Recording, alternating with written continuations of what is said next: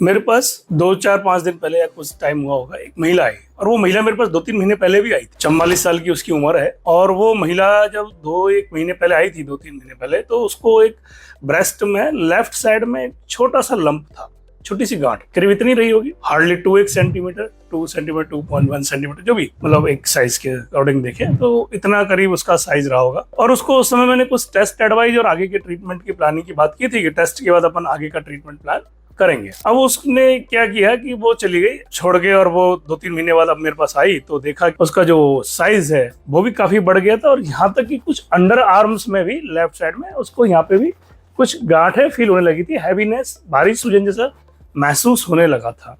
Examine किया तो बाकी में उसकी जो गांठ है वो 2 सेंटीमीटर की गांठ थी, वो करीब 4 5 के आसपास हो गई थी, और यहाँ भी कुछ गांठें थी जिनको हम लिम्फ नोड बोलते हैं। मैंने पूछा, भाई तुम 2 महीने पहले आए थे और अब क्या हो गया, फिर तुम कैसे गायब हो गए ट्रीटमेंट के लिए? तो उसने बताया कि बोले कि डॉक्टर साहब आपने बताया था कि टेस्ट करवाने पड़ेंगे, बायोप्सी करवानी पड़ेगी, फिर सर्जरी की जरूरत पड़ेगी, और हमें किसी ने बताया और हमने कुछ ऐसे वीडियोस भी देखे जो उन्होंने बताया कि सब आप अगर हल्दी, नीम और गिलोय यूज करते हो तो आपको सर्जरी की भी जरूरत नहीं पड़ेगी और ब्रेस्ट कैंसर बिल्कुल जड़ से खत्म हो जाएगा। उसका अब हमारे को ये थोड़ा सा उल्टा नुकसान हो गया और हमने ये सब गांठ बढ़ गई। यानी कि आप ये सोचिए कि एक गलत फहमी या कोई एक अनऑथेंटिक वीडियो उन्होंने कहीं देखा और उसकी वजह से वो कैंसर स्टेज 1 से सीधा स्टेज 3 में लैंड कर गया।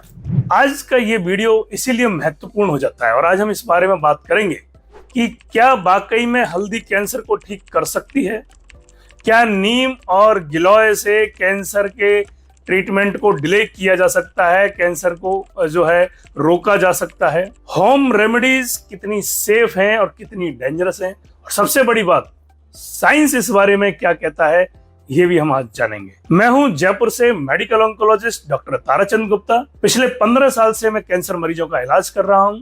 मेरी डीएम इन मेडिकल ऑन्कोलॉजी की जो ट्रेनिंग है वो अपने इंडिया के सबसे बड़े इंस्टीट्यूट टाटा मेमोरियल हॉस्पिटल से हुई है। अगर आपके भी कोई सवाल हैं तो मैं कमेंट बॉक्स में लिख भेजिए, मैं उन सभी सवालों के पर्सनली जवाब दूंगा। पार्ट नंबर 1 में सबसे पहले बात करते हैं कि कैंसर क्या है। देखिए क्या होता है, कैंसर नॉर्मल सेल्स अपने एक बॉडी के फिक्स रेगुलेशन से ग्रो करती हैं, ब्रेन का कंट्रोल होता है, हार्मोन्स का कंट्रोल होता है, और उससे वो ग्रो करती हैं। नॉर्मल सेल्स अपने एक टाइम पे जाके वो सेल्स मरती हैं, नई सेल्स आती हैं, उनको रिप्लेस करती हैं, और इस तरह से एक चक्र बना रहता है। कैंसर में ऐसा नहीं होता है। कैंसर जो है माइंड से फ्री होता है, अपना एक खुद का एक उसका कंट्रोल सेंटर होता है, और उसकी वजह से जो सेल्स की जो डेथ और नई सेल्स का रिप्लेसमेंट वाला साइकिल है वो गड़बड़ा जाता है, और वहां उनकी सेल्स की डेथ कम होती है और नई सेल्स ज्यादा आती है, और वो ग्रो करता रहता है और धीरे धीरे बॉडी के अन्य पार्ट में फैल जाता है। अब दूसरे पार्ट में बात करते हैं क्या हल्दी का सच क्या है। होता क्या है कि हल्दी का कुछ इफेक्ट देखे गए हैं, कुछ माने गए एंटी इन्फ्लामेटरी, और कुछ एंटी कैंसर इफेक्ट इसके बहुत ही मिनिमम मात्रा में इसके बताए गए हैं, जो कि लैब में टेस्टिंग मेथड से मालूम किए गए थे, और उनमें लैब में ये साबित किया गया कि कुछ एंटी इन्फ्लामेटरी यानी सूजन कम करने वाले, और दूसरे जो है कुछ कैंसर के लिए छोटे मोटे साइड इफेक्ट जो है इफेक्ट इसके देखे गए थे। लेकिन लैब में पैरामीटर और ह्यूमन बॉडी में काम करना दोनों अलग अलग बात है। दूसरी चीज हम ये बात करें तो हल्दी में क्या होता है जिसकी वजह से इतना लोग बोलते हुए कुरकुमीन। जब इस कुरकुमीन की बात करते हैं तो कुरकुमीन का क्या है, मेजर इफेक्ट देखा गया है। कई बार जो मुंह के छाले वगैरह होते हैं, जो बोन मैरो ट्रांसप्लांट पेशेंट्स होते हैं जिन्हें बहुत ज्यादा छाले होते हैं, उनमें वो कुरकुमीन थोड़ा बहुत काम करता हुआ देखा गया है। तीसरी बात यह है कि कुरकुमीन बॉडी में एब्जॉर्ब इजीली होता भी नहीं है, ज्यादा एब्जॉर्ब होता नहीं है, तो इसलिए भी कैंसर के लिए उतना लाभदायक नहीं होता। तो हल्दी का जो एंटी कैंसर इफेक्ट है वो किसी भी ह्यूमन स्टडी में बैल प्रूव नहीं हुआ है, मॉडर्न साइंस में बैल प्रूव नहीं हुआ है, इसलिए इसको एंटी कैंसर कहना थोड़ा जल्दबाजी होगी अभी तक। पार्ट नंबर 2, नीम का कड़वा सच। नीम का एक anti bacterial and anti inflammatory effect well proven है। लंबे टाइम से इसको इस चीज के लिए यूज करते रहे हैं। जैसा कि हम जानते हैं कि कुछ कर्णप्रिय शब्द होते हैं कि अच्छा नीम यहाँ काम कर रहा है तो कैंसर में भी काम कर जाएगा। बस यहीं से हमारी गलतफहमियां शुरू होती है कि जो यहाँ काम कर रहा है यहाँ भी काम करेगा।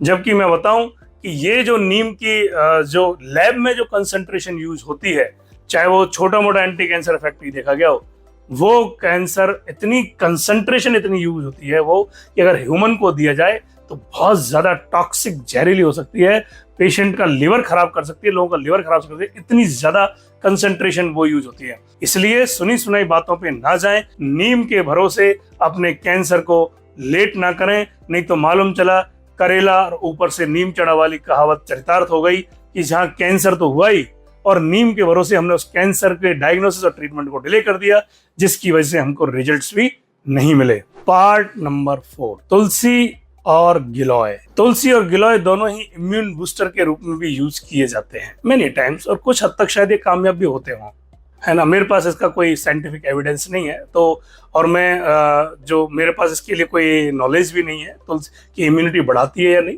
लेकिन एक बात क्लियरली समझ लीजिए, कैंसर लो इम्यूनिटी वाली बीमारी नहीं है कि इम्यूनिटी कम है तो इसलिए कैंसर हो गया। कैंसर होता है जेनेटिक अल्टरेशन से। कैंसर बनने के लिए जेनेटिक चेंजेस लगते हैं और वो जेनेटिक चेंजेस से ही वो कैंसर की सेल्स एबनॉर्मल होती है और ब्रेन कंट्रोल के बाहर जाती है और अपना एबनॉर्मल ग्रोथ करती है, आसपास के टिश्यू को डैमेज करती है।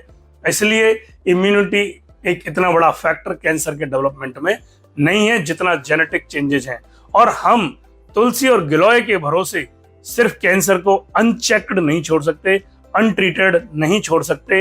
एबनॉर्मल जो कैंसर सेल्स है जो जेनेटिक से जब बनी है, जेनेटिक चेंजेस से, उनको टारगेट करने के लिए हमारे को हाईली इफेक्टिव ड्रग्स की जरूरत पड़ती है, ना कि केवल एक हम जनरल बिलीफ के तौर पे बनाई हुई अपनी रेमेडीज को अपन एक मान लें कि सब नीम, तुलसी, हल्दी, एवलॉय से हमारा कैंसर ठीक हो जाएगा। ये एक गलत बात है। तो दोस्तों, नेचुरल का मतलब हमेशा सेफ नहीं होता। पार्ट नंबर 5, सबसे बड़ा खतरा delay, late diagnosis, late treatment. और ये अक्सर मैं मेरे ओपीडी में रोज देखता हूं, जहां जो कैंसर स्टेज 1 में ट्रीट हो सकता था, स्टेज 3 में, 4 में हम तक पहुंचता है वो पेशेंट। और जब उनसे बात करते हैं तो पता चलता है कि सब डिटेक्ट तो हुआ था, फिर हमको लगा कि कीमो में ये दिक्कत आएगी, ऑपरेशन कराना पड़ेगा और वो सब, तो हम देसी इलाज पे चले गए। कोई बाबा पास में था, उससे लड्डू खा लिया, या किसी ने ये नीम बता दिया, किसी ने तुलसी बता दी, किसी ने हल्दी बता दी, और हमने उनके साथ कोई ट्रीटमेंट लिया ही नहीं। वो तो ले लिए, लेकिन हम ट्रीटमेंट तक नहीं पहुंचे। तो इस वजह से कैंसर स्टेज 1 से स्टेज 3 में पहुंच गया। लेकिन आप ये गलती ना करें, क्योंकि कैंसर का डिले डायग्नोसिस और ब्रेस्ट कैंसर जो कि स्टेज 1-2 में 90% से ज्यादा लोगों में ठीक हो जाता है, उसको लेट डायग्नोसिस करके, लेट ट्रीटमेंट करके इनक्योरेबल ना बनाएं। क्योंकि लेट डायग्नोसिस से आपका पैसा भी ज्यादा खर्च होता है, टाइम भी ज्यादा लगता है, साइड इफेक्ट भी बॉडी जलती है और रिजल्ट्स भी पुअर रहते हैं। अब बात करते हैं पार्ट नंबर 6, क्या देसी उपायों की कोई जगह नहीं? मैं बात करता हूं बैलेंस की। मॉडर्न ऑन्कोलॉजी में एक कॉन्सेप्ट है इंटीग्रेटेड ऑन्कोलॉजी। तो इसका मतलब क्या है कि आपका मॉडर्न ऑन्कोलॉजी ट्रीटमेंट तो चलता ही रहे जो चल रहा है, उसके साथ ही आप कुछ उपाय कर सकते हैं। योगा करना, मेडिटेशन करना, हेल्दी न्यूट्रिशियस डाइट लेना, एक्सरसाइज करना, खूब सारा पानी पीना, फल खाना, ये आप कर सकते हैं। साथ में अगर छाले हो रहे हैं, बहुत ज्यादा छाले हो रहे हैं, ये सूजन आ रही है, तो हल्का हल्दी का इस्तेमाल किया जा सकता है। इनका रोल सपोर्टिव हो सकता है, लेकिन कैंसर ट्रीटमेंट को ये रिप्लेस नहीं कर सकते। सपोर्ट में और ट्रीटमेंट में बड़ा फर्क होता है। अब बात करते हैं पार्ट नंबर 7 में कि भाई सही इलाज क्या है, अब तो वो तो बताए। तो आपको बता दूं, ब्रेस्ट कैंसर का अकॉर्डिंग टू स्टेज, पेशेंट की फिटनेस और अदर बायो फैक्टर्स जो ट्यूमर रिलेटेड फैक्टर्स होते हैं, उन सब को ध्यान में रखते हुए ब्रेस्ट कैंसर में effective treatment, surgery, radiotherapy, chemotherapy, hormonal therapy, targeted therapy, immunotherapy, ये सारे ऑप्शंस अवेलेबल हैं जो पेशेंट के कैरेक्टरिस्टिक्स, ट्यूमर कैरेक्टरिस्टिक्स को ध्यान में रख के प्लान किए जाते हैं और इफेक्टिव रिजल्ट्स लिए जाते हैं। तो दोस्तों, आज हमने इस वीडियो में ये एक बहुत बड़े मिथ को खत्म करने का कोशिश किया। उम्मीद है कि इससे आपको काफी जानकारी मिली होगी।